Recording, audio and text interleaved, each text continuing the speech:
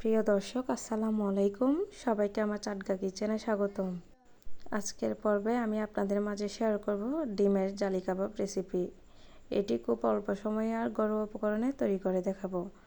এর জন্য প্রথমে আমি 2টি সিদ্ধ ডিম গ্রেট করে নিয়েছি আর নিয়েছি একটি মিডিয়াম সাইজের সেদ্ধ আলু। এটি আমি গ্রেটার দিয়ে গ্রেট করে নিয়েছি।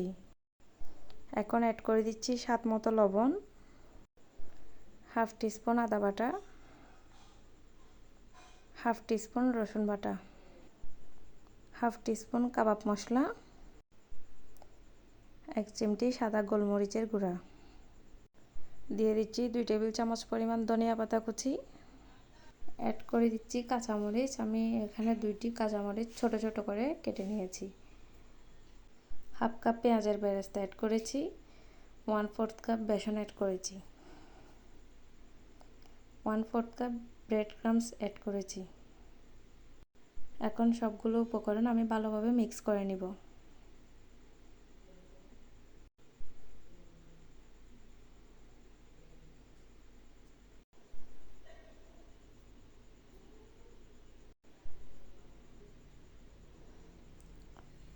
মিক্স করা হয়ে গেলে আমি এগুলো এখন গোল গোল করে কাবাবের শেপ দিয়ে দিব। আপনারা চাইলে আপনাদের পছন্দের সাইজ অনুযায়ী শেপ দিতে পারেন।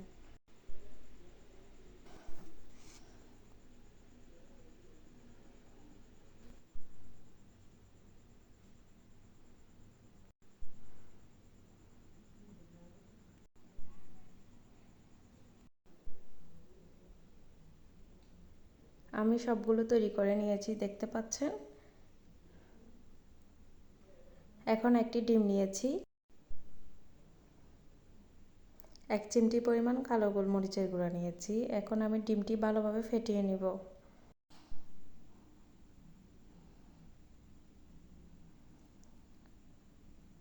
এখন কাবাবগুলো ডিমের মিশ্রণে ভালোভাবে কোট করে তেলে ছেড়ে ভেজে নিব। আমি আগে থেকে মোটামুটি করে তেল গরম করে নিয়েছি। এখন একটি একটি করে সবগুলো তেলে ছেড়ে ভেজে নিচ্ছি।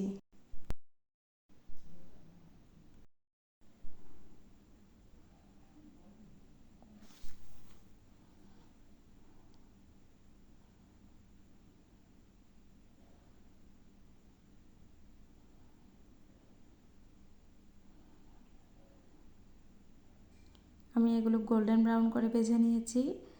এখন এগুলো তেল ছড়িয়ে উঠিয়ে নিচ্ছি।